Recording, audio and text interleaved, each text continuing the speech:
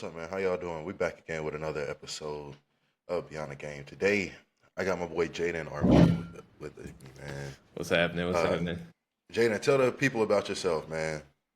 Yeah, so me and Jordan, we both went to Howard. I graduated a year after him.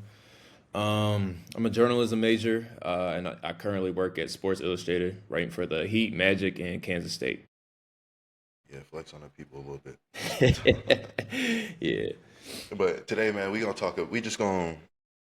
this is before Game 6 tonight. They're going back to Indiana. Mhm. Indiana better win tonight. Indiana better win tonight, man. But coming off of the performance in Game 5, what do you think a team like the Knicks, what they have to do to force a Game 7?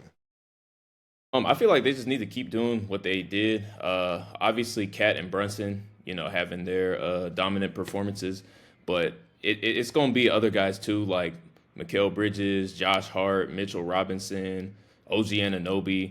Like the pace are just too deep to just be Cat and Brunson dropping 30, 40 points every game. It has to be. They're going to need five guys to at least get into like the heavy double figures, like 20 point scoring. I'm pretty sure. Yeah. Do you think that they can, between Cat and Jalen Brunson, like, do you think that they can combine for another 70 points and be as efficient as they were in Game 5? The efficiency was crazy. No, yeah. I don't think they'll be as efficient again. I do think they can do it. Karl Anthony Towns, he just has to be aggressive. Game 3, obviously exploded in the fourth, but he can't start off that slow again. Him and Brunson both got into early foul trouble, and if that happens to them, their offense gets stagnant, and you can't rely on guys like Miles McBride to come through every single time. But they were able to do good in Game 5, so I feel like they can force it to 7. Can they get that seventh game? I don't know, because once you're down and you spend so much time trying to get up, you exalt all your energy, and it might be too late by then. I don't know if Indiana loses 3 in a row. So Yeah, that's tough. But you're talking about when I forgot what I was even about to say, but basically Jalen Brunson. But Jalen Brunson, though, I was talking to someone the other day, and I basically was saying that I think that this team is better when Jalen Brunson is passing the ball. Because Jalen Brunson will hold on to the ball way too long. entirely too long, and then it's like, but then it's also like he's their only offense. But I think you look at this team at their best when Cat was going for 20 last in that quarter. Cat was playing downhill. Cat was not settling for jump shots. And I think that's what irritates me so much about him is like, dude, I'm not saying he got to post up, get on the block, back to the basket every time down the court, but bro, like get on the elbow, get to the short corner, like something, Right. bro, other than standing on the 3-point line. That's what I'm saying. They have to be more of a duo. It can't just be Yes. Brunson scoring 40 and then Cat scoring 18. It has to be Brunson scoring 30 and then Cat adding another 25 or 30 alongside him. But I think this team, because you look at Game 5 that they won? Yeah. Hold on, I'm trying to think. Game 3 and Game 5. 3. It was Yeah. Game 3 when they won. This team was when they went on that run in Game 3, it was when Cat and Jalen Brunson were on. Exactly. And I think I just don't know. Like Priest, the guy that I talked some basketball with, he was saying that he really wonders if Jalen Brunson can be that guy for this team, and I think that's a real question. If Jalen Brunson Can lead this team to a championship. I think he can. I just, like I said before, he can't do it alone. If New York somehow finds a way to get past the Pacers, they're gonna have to face a crazy defense in Oklahoma City Thunder. And Jalen Brunson's gonna have to be going toe to toe with SGA, and he's gonna need some guys behind him. So yeah, I think he can be the number one option on a championship caliber team, but he does need help. Like it can't be like. It reminds me of the Miami Heat when they were going on all those playoff runs, and Jimmy Butler was the only dude scoring, and everybody was just kind of like, the dropping like, Jimmy Butler will have like 47 and then, Tyler Hero will have like 13. Like it can't be like that. Yeah, but I agree with you, but I also think part of that's because Jalen Brunson just don't pass the damn basketball. Like, dude, you have OG Anunoby, you have Mikal Bridges. Like, we've seen Right. them average 20, 25 points in a Right, season. right, right. Like, I understand the depth of the of the Pacers, but it's like 1 through 5, the Knicks should be dominating the Pacers, I agree. but they're just Yeah. not. Like, Yeah. they're just not. And I just wish, or I think that the playing style, I would think that the Knicks would be able to run a little bit more. hmm Um, but they can't. I don't think that they can play. They can like the Knicks style of basketball. I guess like you really. What I wonder is why, when you have all these people that can score the basketball, do you struggle scoring points? That's fair. Like why do you think they have to win 100-point games? Like they can't go to the 115s, 120s, hmm 130s. That's when they lose. Right. No, yeah. I think, and I forget which game it was, but OG Anunoby, he started off like 0 of 5 or something like that, and he just was not getting going. I just like, and it's just games like that where you just kind of like, what's going on. Like you're capable of putting up double digits consistently, and like he just wasn't. Mikal Bridges just wasn't doing as much as he could. And so, as much as we talk about, like, yeah, Jalen Brunson could pass and facilitate a little bit more, he needs his guys around him to consistently produce. I feel That's like. fair. That's fair. That's fair. So I mean, I don't think the Pacers are going to lose this game. I think it's just a matter of when the Pacers play their style of basketball. I think that they handle the Knicks pretty well. I feel like Game 5 was really just the Knicks came out playing like their season was on the line, and the Pacers kind of just like, all right, we gonna regroup and we gonna get this together for Game 6. We'll Right. see y'all at home. No, yeah. So I think what's going to be interesting, or how do you think this Pacers team will fare against a team like the Thunder? Like I said, I didn't have the Pacers making it past the second round, so like I'm no longer doubting them.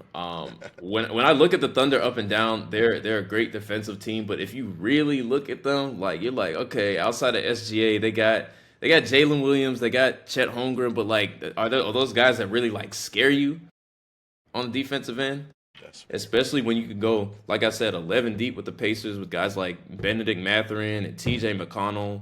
And I feel like they're just such a diverse team that it's like, even if Halliburton has an off night, you can still rely on guys like Pascal Siakam. Andrew Nembhard hasn't been playing that well, but even he's like a guy you got to factor for. Aaron Nesmith, Miles Turner. Like, I just feel like they have so many pieces. Theoretically, the Thunder should be able to, handle it in 5 or 6 games, but given what we've seen from Indiana so far, I wouldn't count them out at all. yeah. I will say at the beginning of this playoffs, I was very unfamiliar with the Pacers and how well they played as a team because not only do they run, but they will defend.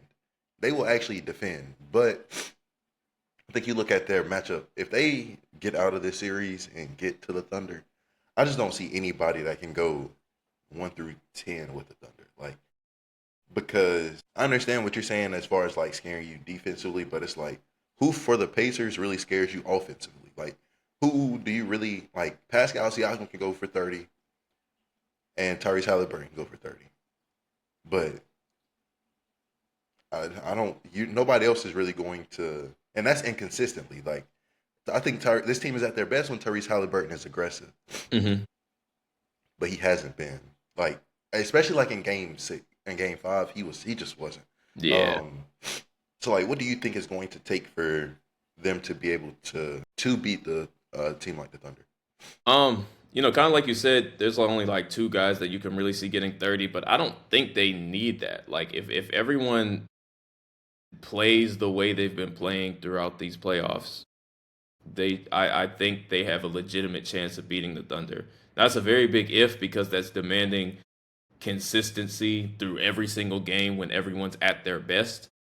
However, like I said before, outside of SGA and maybe Jalen Williams. There's not like a ton of offensive threats in Oklahoma City. Um, and so I think it's going to be a really good offense versus a really good defense. We're going to see who wins that matchup. I think whoever wins that battle is going to ultimately come out on top because I don't really see, I mean, we could talk about Pacers defense versus Thunder offense, but I don't think that's as much of a factor as it is on the other side. That's That's fair, but I think in this series, this past series, what we saw with the Thunder and the Timberwolves is just the Thunder's defense is elite. Like the Thunder's It is. defense is like they take over and dominate. That alone will dominate a game and a series. I'll give you that. So I just think, and I also say it's been too like there's too much with the Pacers. Like we hear all the time, this is a make or miss league, and I feel like from shooting the ball, there's a lot of inconsistency with the Pacers. Yeah, I could give you that. Yeah, so I think it's going to be interesting. But just to bring it back to this game that's happening tonight, I think also a big part of their game 5 win was the way Mitchell Robinson and Landry Shamet played. They provided some valuable minutes. I think when you start, I'll go back though. I think it was also interesting that when Jalen Brunson and Cat when they had to sit on the bench because of foul Fouls, trouble, yeah. that forced Tom Thibodeau to go deeper into his bench. We did not see this. This man would play 7 people and wonder why they out there losing games. It's like, bro, they're tired. Like, Right. and I think that's another thing though. You talk about their efficiency and getting making shots. It's like, bro, I haven't taken shots. I've only taken 3 or 4 shots the whole game, but I've been defending. My legs are tired, and now you want me in the fourth quarter. I done took as many shots in this quarter as I have the whole game, but my legs are dead. Right. Like, that's why I think you see like OG Anunoby. A lot of his shots, I forgot what game it was, but they were coming up short. Like he was just hitting the front of the rim. Do you think that?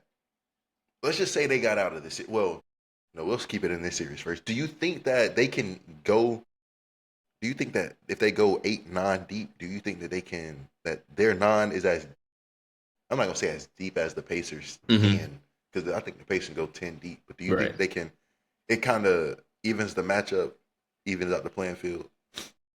Yeah, like I said, in game 3, when I remember there was one lineup on the court where it was like Landry Shamet, Miles McBride, Mitchell Robinson, dude they just got. But I literally texted our group chat. I was like, "Yo, this the lineup they got right now." But they was hooping. They was hooping. They was like they went on like a 9-2 run and they cut the Pacers lead. So I'm just like, okay, maybe Tibbs can lean in a little bit more to their bench. Instead of having to run, like you said, like the same 7 guys for 48 minutes. Yeah. So that's what I think is the biggest can be or is the biggest adjustment for Tom Thibodeau and the Knicks. Like I think that's something that they need to play the bench, bro. It's just Yeah. they need the bench. Right. But if you look at the Pacers, what kind of adjustments do you think that they make going into Game 6? I mean, they just play Pacers basketball.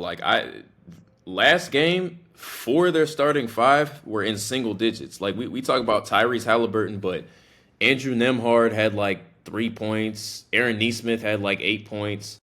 Miles Turner was in single figures. The only starter in double figures was Pascal Siakam, and he had 13. I think Benedict Mathurin had like 23, and that's what kept them in the game. But like, I just don't see the Pacers just shooting that poorly again. So like, I think, like you said before, I think they really did just get rattled, or they got like a little bit too like lenient. They're like, all right, well, we still got another game to close out the series back home. So I think they just, I don't know. And they ran into a Knicks team who was hungry to keep their postseason alive. So I wouldn't worry too much about them going into Game 6. Fair. That's fair. I think a big thing in this series I would say like the difference in this series has been turnovers. You look at Tyrese Halliburton, he had 30, 15, and 12 and no turnovers. Like, Yeah. But then you go look at Jalen Brunson, and I understand how ball dominant he is, but Tyrese is too. Jalen Brunson, we can't have a game where Jalen Brunson has 3, 4, 5 turnovers Yeah. and Tyrese is not turning it over at all. Right. So how do you think like the turnovers or the ball security is going to play a role in this in Game 6 and possibly Game 7? Yeah, I mean, in game one, like we talk about Jalen Brunson putting up 43 points, but he also had like 7 turnovers that game. And when you watched it late, like they were just sloppy. He was inbounding the ball, just throwing it over people's heads where the Pacers almost stole it and won it in regulation. I know they won in overtime, but they could have won in regulation from him being sloppy, him just dribbling it off his foot. And it's just like, I understand that you're getting your own and you're getting these 40-point performances, but it's like you also have to, the ball security has to be there. You can't just have these careless turnovers because Indiana will capitalize on them. And as the primary option for New York, you have to be way more secure. Yeah, no, I agree. Yeah. Because just like when a team's not turning the ball over, like turnovers, you pay more for turnovers, especially in the playoffs, man. Like, Right. those turnovers, those are big, man. Yeah, definitely. But you talk about this team, they normally have players like you have 5 or 6 players in double digits, somewhere between 12 to 16, 18 points. Right. Do you think those guys? Who do you think is the X factor for a team like the Pacers? Who do you Pacers? think? Yeah. The X factor. I mean, I feel like Tyrese Halliburton is the easiest answer, but I'm gonna say Andrew Nemhard. He hasn't been playing well recently at all, and they've been able to win in spite of him. But when they go up against Oklahoma City, he can't be out there dropping 8 points on 2 of 9 shooting. That's just not gonna cut it. But what, like you talk about the Thunder though, like what?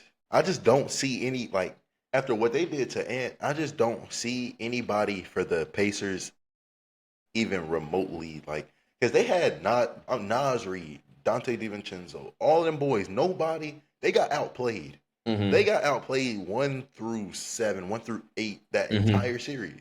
No, yeah, I agree, but I'm just saying like don't even give them the chance because if they see you're a non-factor and they're not even really guarding you for real, they're like, all right, let's forget about him. Let's go double Tyrese or double Aaron Nesmith if you're just a non-factor in the backcourt. Utah, Andrew Nemhard and Benedict Mathurin. Like Benedict Mathurin would probably be my biggest X factor because, like you were saying, in Game 6 or Game 5, he was keeping them in the game. Like I think that was what was interesting too, was the Knicks never really created separation, if that makes sense. Like, yes, they were winning the game. Yes, they were always up. They were up somewhere between 10 and 20 points for the majority of the game.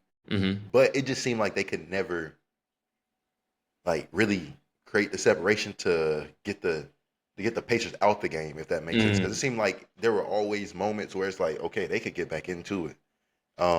And so I think that was an interesting thing because if you do get into a situation like you did in game, I'm trying to think, when was that Game 1 when Tyrese hit that shot? Yeah, the Game 1. Just like what do you do? Like that was my whole thing after Game 1. It was like if you're the Knicks, you can't even be happy because you just had Cat and Jalen Brunson go combine for 80 points and you still lose. Right. So do you think that like I just don't see any way that the Pacers even lose the series. But talk about the Thunder. You got the Thunder and the Thunder Pacers. Do you think that how many games do you give the Pacers to let's just say, how many games do you think the series goes and who wins? I still think the Thunder win the series. I'll give the Pacers 6. I think they'll, like I said, I think Tyrese Halliburton will have another, few superstar performances that will lead them to wins. But I do ultimately think that OKC is going to win the series. That word superstar, I think, is interesting because especially with Jalen Brunson, Like the reason why I asked you, do you think you can win a championship with him, is because I think he's a defensive liability. Like him on the defensive end, like I was about to take it to an extreme, but I'm not gonna do that. Rudy Gobert, I just don't like Rudy Gobert. Like, but first I'll ask you, do you think Jalen Brunson has been outplayed in this series versus Tyrese Halliburton? I wouldn't say outplayed. I just think Tyrese has been smarter, and he's been able to do what he needs to do to win. Sometimes if that means, like in game 2, was it the one that Pascal Siakam had like 40 points? Going crazy, yeah. Yeah. And I think he was able to sit back and be like, okay, well, this is not my game to, be dominant, scoring. So I'm just gonna sit back and facilitate and play complementary defense. So I think he's been the smarter player. Better, I wouldn't say better, but I would definitely say smarter. How do you think a player like Miles Turner, what do you think his impact could be in the next series against a team like the Thunder, especially with matching up against somebody like Isaiah Hartenstein? Yeah, definitely. I mean, I think he can be a good defender, give them size in the rebounding battles. But I think he's also somebody that hasn't like broke away yet, but he could be a 20-point scorer if he really wanted to. Yeah. Yeah. I mean, he's been there for years, and he's been that type of player for them. Yeah. Do you think his physicality, like not with Isaiah Hartenstein, but with a player like Chet, do you think that has any effect on the game? Yeah, definitely. Like I said, the Thunder are going to be a defensive nightmare for them. So I think the Pacers do need to be a little bit more aggressive. I think they stay on the perimeter a little bit too much, and I think they are going to need to get on the inside to score a little bit more. Who would you say at this point has won the Carl Anthony, the cat for Julius Randle trade? That's a good question. It's I don't know. I feel like they both. I mean, at first I thought it was the Knicks by far until Julius Randle started hooping. Like that was my biggest concern, was that whenever he gets to the playoffs, he just like crumbles. His confidence goes down. His body language is terrible. But he was easily the second best player on the Timberwolves throughout their postseason.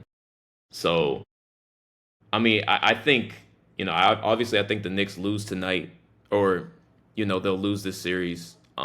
So both the teams will go out in the conference finals. I guess I would have to still give it to New York, just because I think, it's a matter of who stays in the playoff longer at this point and the future. I don't know if Minnesota can go back to the conference finals with some of the teams in the as much as I don't like to use injury as an excuse, how well would they have done if Steph Curry stayed in, that whole series?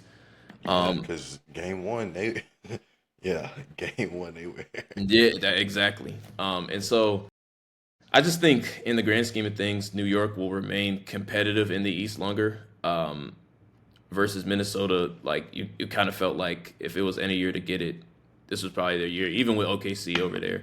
Ant was very nonchalant in his post-game interview, and I get it because he's young and he's still got time and he's accomplished a lot early. But at the same time, it's just like you never know when you're going to get back to the conference finals. So, yeah. You might never get there again. You know what I'm saying? I'm like, dude, before these last 2 years, Minnesota hadn't been there since 2000. So it's no guarantee that they're going to get back there. Yeah. Who would you say is under more pressure to win Game 6? Between the Knicks and the Pacers, are you talking about specific? No, I'm saying the Knicks and the Pacers. I mean, I would say the Pacers just because, I don't know, you look at the way they performed in Game 5, they kind of played like real nonchalant and like almost like they're giving New York life. And then you're going to look back on games like that like, damn, like you could have closed out the series, but you let them come all the way back. Yeah, I mean, obviously this was the Knicks series to win, but I think the energy has shifted, and now it's the Pacers series to win because, just to avoid embarrassment and things like that. Could you imagine if New York won tonight the ignorance that would be going on throughout New York. No, yeah. They was chanting Knicks in 6 after they won game 3. What was that, game 3? Yeah. They were chanting Knicks in 6 after winning game 3. Yeah. Man, this is Knicks fans are crazy. Crazy. Like, yeah. But I think it was interesting though, for a player like, dang, what's their center name? What's the name to have Mitchell an impact? Robinson? Mitchell Robinson, yeah. My mind went blank. No, you good. To have, because I honestly thought Mitchell Robinson was unplayable in this series. And then when I saw Tibbs starting this man, I said, nah. I said, nah. How do I say he's unplayable and then the next game this man come out starting? Like, so how what do you think they should have done? Do you think it was the right move by starting him, or do you think he should have been just on the bench for the series? I mean, he's been a great rebounder for them. Which when you look, other than him and Cat, you don't have a ton of size to out rebound the Pacers. So, giving them second chance opportunities, I feel like has been really good on the offensive glass. So on that aspect, I'm not too mad at him starting. He's not the best offensive threat, but I think at this Better point, than Rudy Gobert. No, yeah, but I mean, I'm not too mad at it, because I think bringing up, sorry, Josh Hart from the bench gives Tibbs the ability to reach into his bench a little bit more. Just having a starting level guard, coming in off the bench, it kind of forces him to lean into going 7 or 8 deep. So yeah, Pacers in this game in this series tonight, and then they get beat in 6. I'll probably give them 5. 5, okay. 5. I think 5 is a stretch. It wouldn't be surprising if they got straight swept. But man, let's get to some offseason real quick. This upcoming offseason, I think, is going to be an interesting one. We'll start with the biggest talking point of the offseason. Or I don't know if it's the biggest or not. I don't know if you say the Mavericks getting the number 1 pick, or where the hell is Giannis going to end up is the biggest story for the offseason. But we'll start with Giannis. Mm-hmm. I've heard a lot of destinations, a lot of different reasons why. Where and why do you think he'll end up wherever he goes? I mean, you look around, I don't think there's really any team that shouldn't be in the conversation for him. I think I want the Heat or the Magic to grab him because I write for them. But with their assets, they're probably not going to get him. I could see a team like the Rockets getting him. Him going to a young team who kind of needs that superstar to bring them to the next level. Jalen Green was terrible in the playoffs, and he disappeared, but they still went 7 with the Warriors. So I'm like, okay, it shows that they can contend, but they need a headliner to lead especially them. with Ime Udoka. Yeah. People forget how great of a coach he is. Mm-hmm. Yeah, especially with him. I was about to say, if it wasn't for some off the court, whatever he was involved in. But see, that's what we, like, I asked Priest, where would this Celtics team be if they still had him? Right. They would be running through the league. Like, I think that's really been the difference. It's just Joe Mazzulla isn't a terrible coach. Right. But damn, you look at niggas going 15 for 60 from 3. Like, come on, bro. Yeah. No, yeah, I agree. But I've heard teams like this man Priest keep talking about the damn Spurs. Boy. The Spurs. I can see it. It's another young team. That would be kind of crazy. But I think in that. Go ahead. Yeah, I was just saying, man, who do you trade, bro? Because I'm not giving up Stephon Castle, and I'm not giving up De'Aaron Fox. You want Chris Paul 40-year-old ass? Shit, that's all I got for you. No, yeah, they might just have to throw in some picks, like 5 first rounders. That's what I got for you. No, yeah. Because what? But then you talk about, like, you're not you're not getting any layups against them. Like you're you better be able. The whole team better be able to shoot the ball because you're not going in the paint. That's Right. ridiculous. No, yeah. What do you think of a team like the? How do you think he fits on a team like the Spurs or a team like I forgot what other team he was saying, but the Magic too. I think that's not a bad look. But Yeah, I mean, Giannis on the Spurs, obviously, like you said, it would give them like, I mean, him with Wemby, that size would be ridiculous. Nobody's out rebounding them. no, Nobody's scoring in the paint. Yeah, that would just be a dominant front court. And same thing with the Magic, which is why I'm not too keen on them grabbing Giannis, is because they already have a good front court with Banchero and Wagner. You know, adding Giannis would, I well, guess. Priest said trade Franz Wagner. See, I don't think the Magic's gonna do that. I don't either, especially because so much of their offense runs through Franz Wagner. Like That's what I'm saying. he Yeah, facilitates. Like he's basically their Draymond Green. Like he facilitates it. And that's what I'm saying. And so they would have to keep both of them. But again, a front court with 3-star forwards, you would have to probably go into free agency or look to the draft to get a shooting guard or a facilitator in the point guard position. Yeah, because Paolo ain't passing that thing. Absolutely not.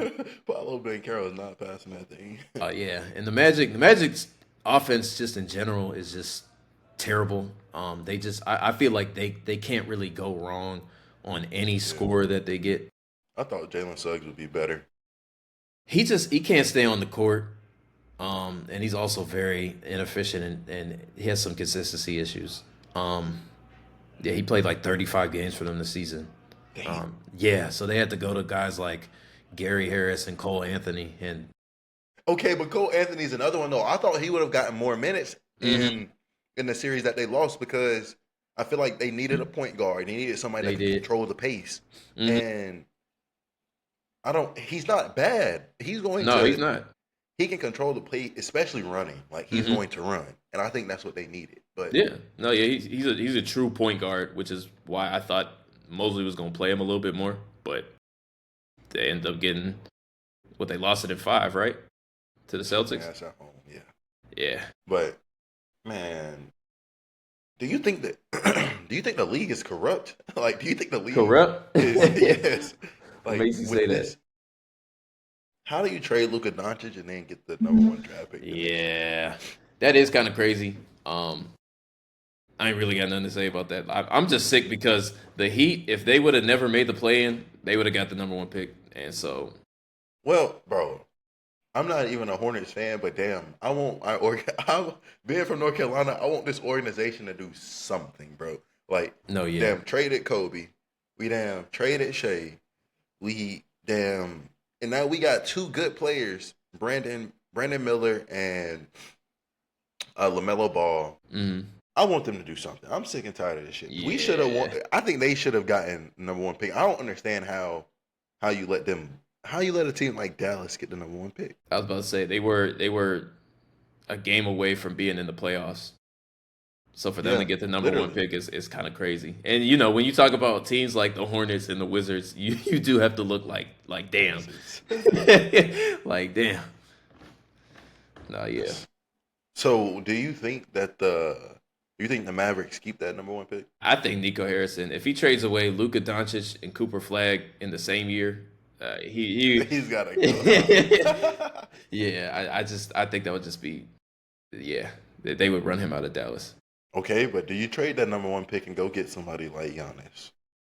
Because I think they're more in a win now mode, and it just you look at that team, it's how much do you think Cooper Flagg can help you this year? I don't know. You really think they're in a win now?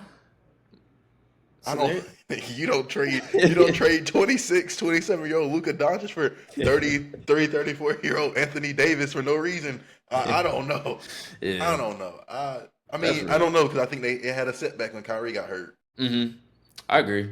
I don't know. I couldn't imagine with the team they got now, they'd be in any type of position to be like, hey, let's go, contend for a title.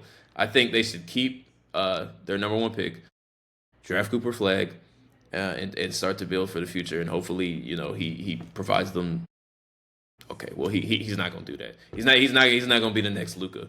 But but yeah, I think you just see what you have in him and just work on the future. Yeah, hopefully he can be something for that city because they're not happy with Nico and yeah, and I think the recency bias is kicking in a little bit too much because the Lakers got eliminated in 5, and so people are starting to look like, oh, Nico Harrison was on to something. I'm like, nah. This man had y'all in the NBA Finals last year. Exactly. Where were y'all at this year? Exactly. You're not going recency bias is one hell of a drug. Mm-hmm. Like that's just crazy. That's ridiculous. Yeah. Just ignorance is bliss. That's all I can say. Ignorance is bliss. Nah, for real. Man. Do you think the Lakers go get them a big man? Oh, they need to. Like, they've already been tied to Bam Adebayo, which he's not leaving the Heat. Pat Riley's just not giving him up. But I think they should go get a big man. They were thoroughly outmatched by Minnesota. And I told myself before the series started, I'm like, there's a chance that the Timberwolves could win. But I truly didn't believe that the Lakers would get eliminated in the first round. Bro had bum ass Rudy Gobert out there looking like a super all-star out there. Boy, 20 and 20, bro. 20 and 20 on 40-year-old LeBron James, bro. No, man. Yeah, that was ridiculous. And I think that was like the final straw that showed like they need to make some changes. Yeah, I think what's his name was a good coach this year. I think you did see some of his. You saw at seasons his basketball smarts come into play, but then you also see the young, like, this being his first year coaching at this level come in. JJ Redick, yeah. Got you. Yeah, no, I agree. But you talk, like, big man, do they, damn it, I don't like this idea. Damn, do they trade Austin Reeves? Does my man walk out the door? Do they have to trade him to get a big man? I mean, the things I've been hearing is that they might just want to get rid of him anyways, just because him and Luka both play like the same style of, like, primary ball handler. I don't see the benefit of that. I think Luka, although he's he's a scorer first, I think he can facilitate, and then Austin Reeves could be a good 2 guard. So I'm not really hearing that, but how do you take a man undrafted? Like, I understand, like, at this point, you playing with house money, especially if you trade him for a good player because he was undrafted. Mm-hmm. But damn, like, did you see the way this man's been playing the past 2 or 3 years? Like, there's no reason why I'm just shipping him off. Like, I'm not just letting this man go, bro. I don't care what anybody says. Like, bro, we can go try to get Mark Williamson again, bro. Like, let's do, like, we don't have to go get no all-star big. Right, bro. right, like, right. I think you can find you a solid big. And I don't even think it's a matter of going and finding you a dominant big, because I think Jackson Hayes is a serviceable big man. Mm-hmm. But it's a matter of finding you a second one. Or, just finding you a second one. I didn't like that. Damn. Anthony Davis said we need a big man. Damn, they trade the man. It's like, we still need a big. Like, what are we doing? What are we doing? Like, yeah, it was just crazy to me. Who do you think in this upcoming season? Who do you think makes the biggest jump from? Like, I'm not gonna say being bad, but who has the biggest, like, progression as a team this year? As a team, I would probably have to see what teams do in the offseason. But who do I think makes the biggest jump? I think Dallas. I would say as far as the play, like, okay, with the young teams, who do you think? For the young players or teams do you think kind of mature and grow up a little bit? Got you. Let me think. In terms of young teams, I would consider Orlando a relatively young team. They have a young front court. I think, again, if they can get a primary ball handler to help facilitate with Franz Wagner and Paulo Banchero, or they get like an actual, scorer at the 2 position, I think they could take a big leap. I mean, they have the defense, and I feel like they have now the playoff experience. It's just about stepping into that next level. And I think they need to get Which is why I heard like Drew Holiday being linked to them. I feel like he could be a really good for them because he's a two-way player. I feel like they need someone who can score but who can also defend because I do think they pride themselves off being a defensive team. Oh yeah, Yeah. Yeah. What about you? if Jalen Green grows a pair of nuts, I think it's the Rockets. Like, because I just look at like they really push the Warriors. Now, granted, the Warriors weren't the best team this year, but do I think I think they just played better than a lot of people thought they were going to. And you talk about getting some playoff experience. Like, yeah, you have Fred VanVleet, but those young players, and I think maybe Jalen Green doesn't go missing next time. Like, that's at least you can hope. Like, at least that's what you can hope. And I think if they don't or he doesn't, I think that's a team that you're excited to watch. Mm-hmm. Excited to see like just what they can be and what they can do. No, yeah, definitely. That was gonna be my next the next team that I think Jalen Green just needs more playoff experience. I think the biggest thing for Houston though is they've started to play like a team. You know, before it was just like a bunch of individuals kind of just doing their own thing. Now they're playing team-oriented basketball. And I think that started when they got veteran guys like Dylan Brooks and Fred VanVleet. So I figured as they continue to do that, they should continue to grow. I think, I mean, obviously trading for Giannis would make them better. But I think they can build within themselves. Yeah. Yeah. All right. And hey, Lakers gonna win them a championship this year, man. That's or next year. Like LeBron got to get him another one before he get out of the league. Like that's So let me ask you, as a LeBron fan, I mean, I know you probably already have him number one of all time, but it's like if he gets a ring next year, does that solidify him in your mind? Stamp it. Like Stamp it. stamp it. Like I think it's stamped now. He get another ring. What are we talking about, bro? Like I already think it's crazy that we have the discussion. Like I'm not gonna lie to you because this conversation it's going to be a never ending conversation between Michael Jordan and LeBron James, whoever you prefer. Right. But when you just like, I don't know, bro. I just feel like Mike was considered the GOAT or as good as he was just because he was more talented and did a lot of things that a lot of those guys just could not do at the time. Mm-hmm. And like I understand that like he set a foundation for the league too.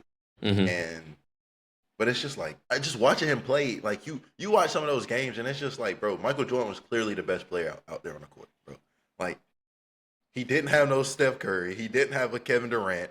Like we go down a whole list, like a whole list of, and it was just like, you want to talk about fucking Clyde Drexler, please, like please, like, don't even not too much, man. don't even give me like no disrespect to them, but it's just like the players, and part of it I can understand goes to the physicality of the defense, but I just don't even think. You look at the size, the athleticism, the ability to guard 1 through 5, and everybody talking about him not being a scorer, but damn it, he number one all time, baby. Right. And this man's damn 40 years old and put up the same stats as he did when he won the MVP in Miami. Yeah. No, yeah. I'm a Jordan fan through and through, but I don't think the discussion is as far fetched as people make it. Like I'll never agree with those people that say like Jordan is leagues and bounds above LeBron. I'm like, yeah, nah. Bro, I just remember seeing a highlight video of Jordan going behind the back and like he went behind the back and came back to the same hand. And the commentators went crazy talking about they didn't know if they ever seen something like that before. And I'm just like, bro, like come on. Come on, man. I don't know. I mean, I don't understand why the conversation is being had. I think at this point it's LeBron James and damn, how great can Wemby be? How great is Wemby gonna be? Because that man's a damn alien. So I guess it's just a matter of how long does Wemby stay in the league. Because I think Wemby's going to be that next one in that conversation. You look at the way that man shoots the ball, the way the man rebounds, handles. Everything. damn, he need a few cheeseburgers, but other than that, like, bro, bro is really like, No, yeah, he's really like that. I'm excited to see him blossom. yeah, yeah. And I think also, I think it was good for his career that he goes somewhere like San Antonio because you not only do you have like someone like Greg Popovich, but you also have Chris Paul. Right. Chris Paul, I think Chris Paul don't get enough credit At all. for just what he does, bro. And I think like you look at Shea, I think Shea turned into what he is because of that. Because when he was in LA with Chris Paul, I think that played a major role for his development. Yeah, definitely. I agree. Oh man, but let's get in here and go watch this game, man. That's really all I had for today, man. I appreciate you for getting on here with us talking some basketball, bro. Yes, Hopefully, sir. maybe we can do this again sometime soon, man. But this is another episode of Beyond the Game. We appreciate y'all for joining. Yes, sir. Let me know when you trying to have me back.